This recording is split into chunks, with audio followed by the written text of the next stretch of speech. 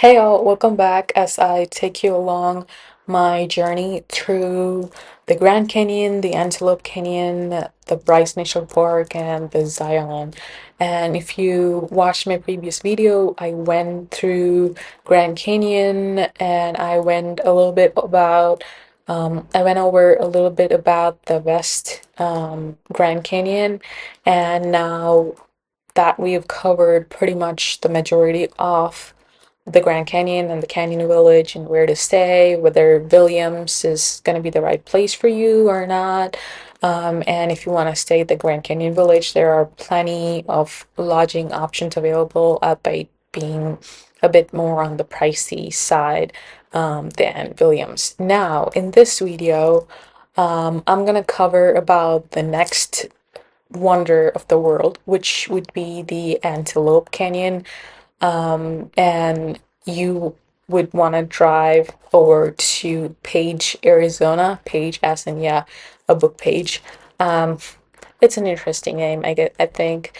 But if you are driving all the way, if you're ever planning to visit Grand Canyon, and if this is gonna be your first time visiting Grand Canyon, I highly recommend combining the Antelope Canyon, the Horseshoe Bend, and the Bryce Canyon and Zion if you can, if you are willing to drive a loop. Even if you're not planning to drive a loop, like a road trip, I would still recommend the Antelope Canyon. It is one of the most amazing places that you could see. It's a slot canyon, and there are multiple types of canyon in that region. Now you already know Grand Canyon. It's also a canyon, and it's enormous, and there's not an easy way to describe Grand Canyon, but if you look at the other canyons, they're all unique in their own way and they have their own character. And then the way it is being revered by the local Navajo tribe, or be it the Hualapai Indian tribe or the Hopi tribe. I think it's an amazing place to just go and visit and take it all in. And it's a lot to take it all in because nature is so amazing.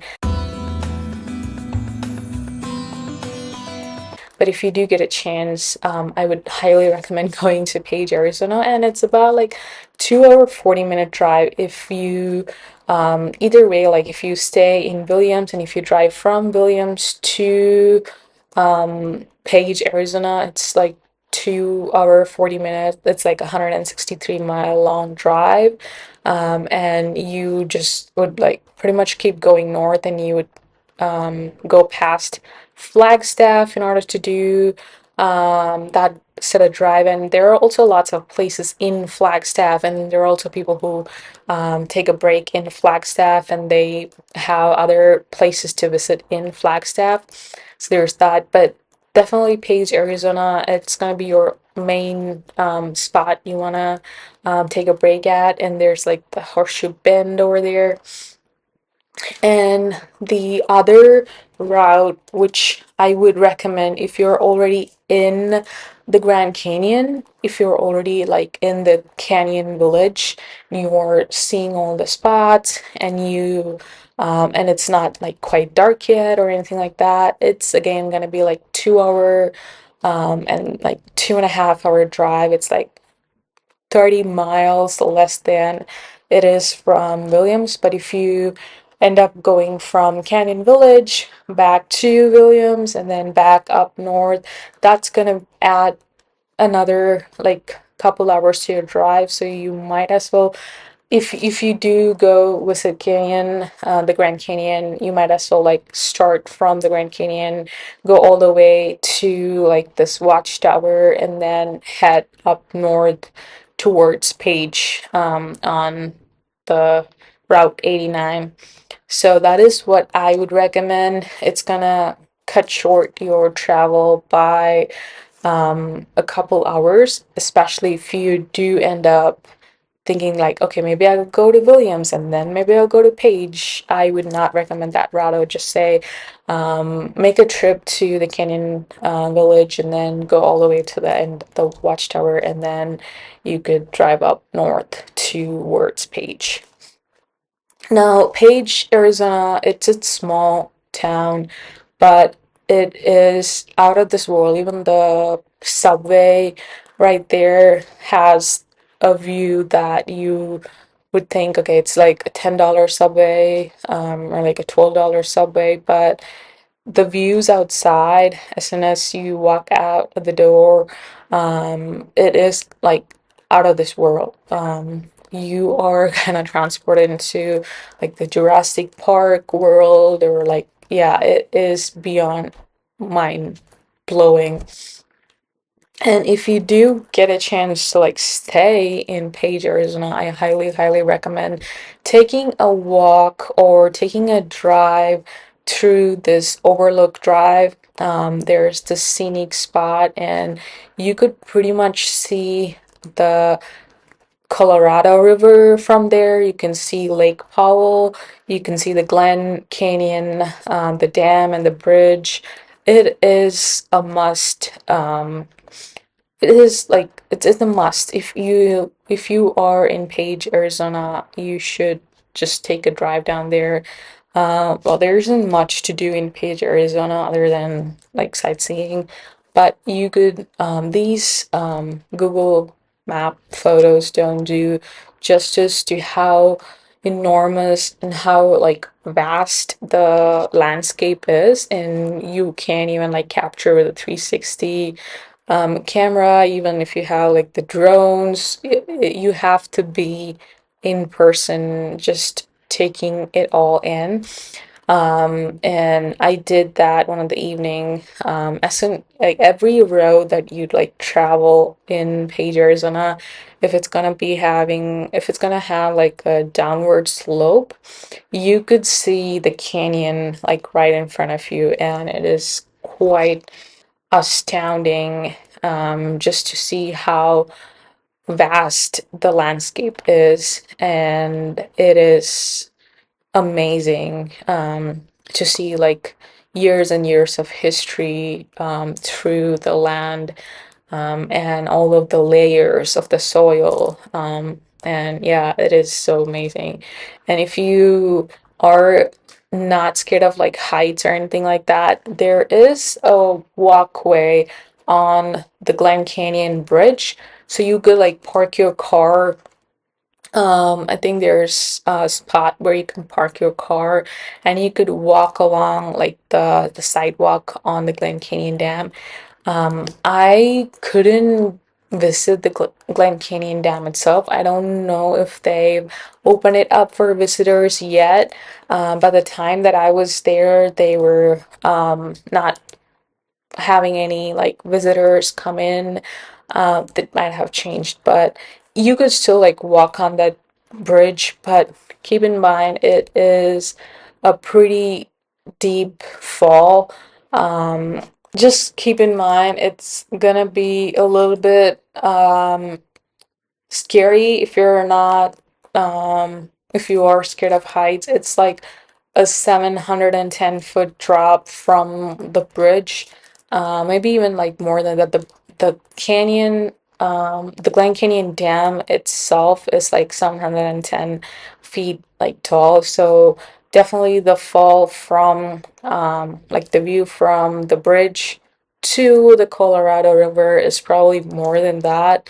Um, so yeah, keep in mind if you are, and it's very windy up there. So if you are scared of heights, be careful. But they have the fences, so you're not gonna like fall over or anything. Just be careful with your phones or your camera. There are places where you could like take a photo, but I would be very cautious, like with your phones or your camera gear. That the your gear is not going to survive that drop, and there's no way. I don't think you could ever like recover your phone if you get to accidentally drop it. But it's an amazing spot. You could walk over, and the way I see the dams and like the lighthouses and all is just how amazing humans could go to the Wild West, right? And just build something enormous and kind of like tame the wild, if you will. And it's not gonna take like one person or like couple dozen people. No, it's gonna take like an entire village, maybe even like tens of hundreds of villages even, but to go and like tame the Colorado River, the mighty Colorado River, and the more and more you see the actual river in person rather than like the photos, this river, it goes across like four states across the continental US. And you know the state, if you know the states in the US, you know the states are not small. And then once you are in Page, there are multiple places. Like there's the Horseshoe Bend, the canyons, and now with the canyons, there are two main Antelope canyons. One of them is the upper Antelope, and then there's the lower Antelope, and you have to book for guided tours. Now these are all in reservations. So you would have to have a guide from the reservation to take you into the Antelope and some of the other like canyons, slot canyons too. There are a bunch of slot canyon tours that they offer, and you could pick the one that you would prefer to. Now, some of them have limitations in terms of like who can go. Some of them are like narrow. Some of the slot canyons are quite narrow, and it's a bit scary to like go through them if you're ever if you feel like claustrophobic. Some of them might be a little bit harder, but overall, I think the upper Antelope Canyon is an easier one. That's the recommendation I've heard from a lot of people. Compared to even like the lower Antelope Canyon, the upper Antelope Canyon is much more accessible and it's much more easy to walk through. It's like an hour long guided tour, and they take your photos, and you could like take photos of the place too. Just be aware, like they do let you bring cameras, but I don't think those photos can be used for like selling it. You would have to get rights from them to like sell it. Um, but also keep in mind there's gonna be lots and lots of like dust, um, like sand, and the wind is gonna be blowing pretty rough around there. So if you have an expensive camera or even like an expensive phone that you don't want to like damage or anything like that, I would not bring them over to the canyons. I would just suggest like take photos with your phone, and you would have like an amazing photos either way. It doesn't matter which camera gear that you bring. I didn't want to have like my camera being damaged, even if it was a digital camera. The one that I had at the time had shutters that were pretty flimsy in that digital camera, so I didn't want to have a bunch of like sand going into the lens and like jamming up the lens. So if you are concerned about your camera, I would recommend either getting like a cover for the camera, or additional like lens caps, and also the lens cover so that it is somewhat protected, but still it is the wind is going to be blowing like all around you. So keep that in mind. So I booked my tour with the Antelope Canyon Navajo Tours, and here's their website.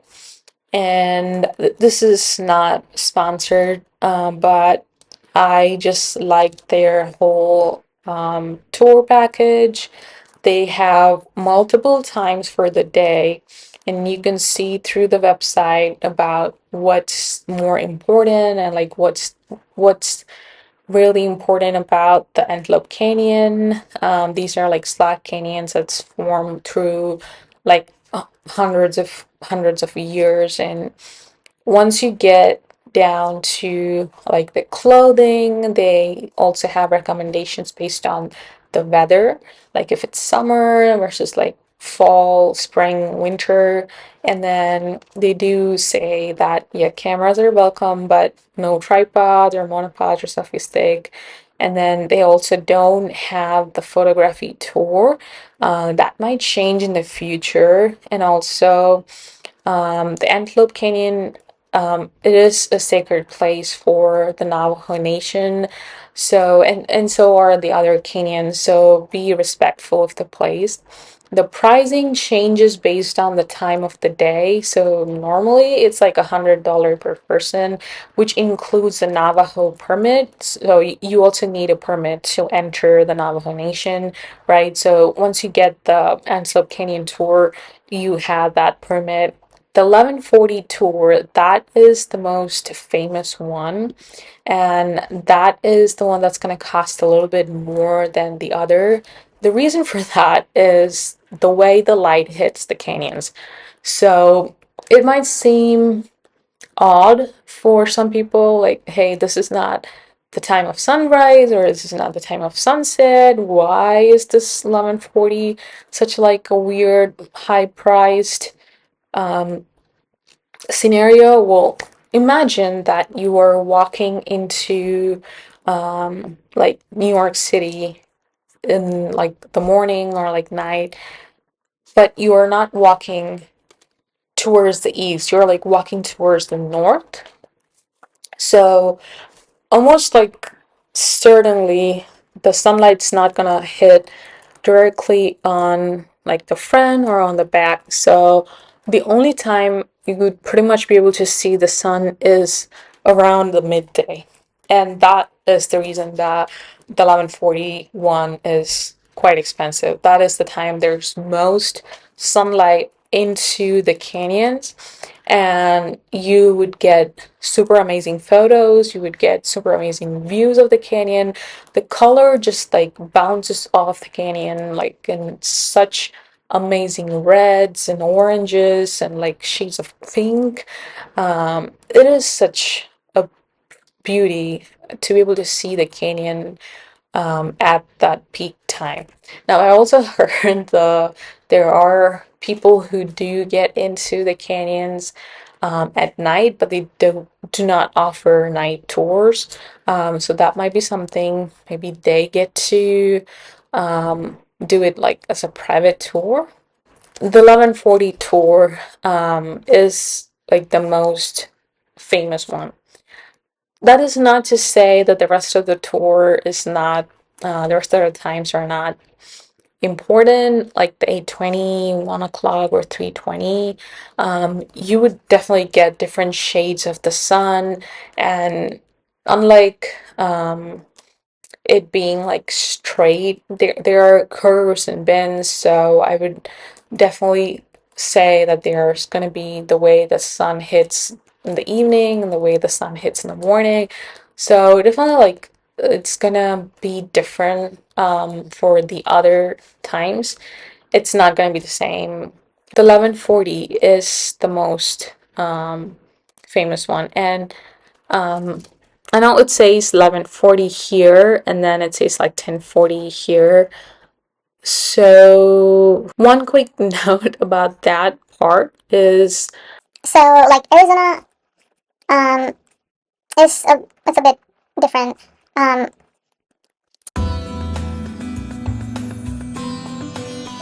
Arizona doesn't observe daylight savings, but then the Navajo Nation observes daylight savings. And then there's another layer of confusion there. If you are on the Hopi reservation, they do not observe daylight savings. So you want to keep in mind about where you're visiting. And I mean, you can figure it out if you're um, already like traveling between multiple states, you're doing cross country road trips, you already pretty much know how the daylight savings changes and like the timing changes and all that. But you might be used to it being changed on your phone automatically, but it doesn't happen that easy on the reservations there. As soon as you go to Grand Canyon and like into the reservations, your phone signals are gonna be iffy, so your phone might not change pretty nearly, and it's also kind of like a little bit confusing because Utah um, observes daylight saving, like New Mexico observes daylight saving, but Arizona doesn't. But then the Navajo Nation does. But then the Hopi Reservation doesn't. And you can see how it can be very confusing. So keep in mind, and if they say you have to be there half an hour before the time of the tour, they mean it because you would then go register, like say your name, like hey, I'm present, and then you get like a 4x4 program that would drive you then to the entrance of the canyons. So keep in mind the timing. Always be a little bit aware about the timing, especially if you do have like a reservation for something like this. And same like with the reservation, like if you're at the hotels or something like that, yeah, it's gonna be confusing. Keep in mind, and you would you wouldn't want to miss something as amazing as like the Antelope Canyons just because you forgot that your phone didn't change the time, something like that. I think there is an option to lock your phone's time to a certain time zone. I'm not sure, but yeah, I mean, if nothing else works, maybe an old-fashioned watch that is set to the time would work, might help. But do your homework before you like start heading out there, and having a reservation helps, but if you're not on the right time, if you're not there at the right time, I mean, you're you're not helping anyone there. And also, if you are planning to do one of these tours, I would definitely recommend booking it well ahead of time. Now, there might be some slots, there might be some openings, even like for tomorrow or like the day after tomorrow, but those are going to be pretty limited, and if there's going to be multiple people in your group, then you definitely want to have the bookings done way ahead. And also, if you are very particular about the timing of your tour, then yeah, definitely like book it up way ahead. I certainly did book my tour almost like a month ahead of my actual trip. So keep that in mind that there's gonna be tickets available, but it might not be for the time that you want it. So yeah. So that was all about the Antelope Canyons, the lower and the upper Antelope Canyon, which one you would want to prefer. Let me know in the comments. And if you have visited one of the canyons, how was your trip? What were the tricks and trips? And did you make there on time? Because I'm pretty sure I was like trying to catch my appointment like right on time. I was looking at my clock, thinking, okay, I was looking at my phone, thinking, okay, I'm on the right time, I'm on the right time. But then it hit me like, okay, no, I'm not on the right time. So let me know if you ever run into such a thing, and how did you handle the sand? Did you get your phone lenses damaged or anything like that?